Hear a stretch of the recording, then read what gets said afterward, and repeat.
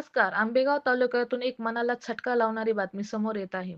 लाखनगाव धरमवस्ती येथे बुधवारी सायंकाळी अचानक झालेल्या वादळी वाऱ्यासह गारपिटीने एका मेहनती तरुण शेतकऱ्याचे स्वप्न अक्षरशः कोसळून पडले आहे. विक्रम राजा रमधरम या तरुणाने शेतीपूरक व्यवसाय म्हणून 10,000 पक्ष्यांच्या क्षमतेचे भव्य पोल्ट्री शेड उभे करण्याचे काम हाती घेतले होते. सुमारे 250 फूट लांबीचे हे शेड अंतिम टप्प्यात आले होते. लोखंडी सांगाडा उभा राहिला होता आणि आता फक्त काही काम बाकी होते. पण निसर्गाच्या या झटक्याने सर्व काही उद्ध्वस्त झाले.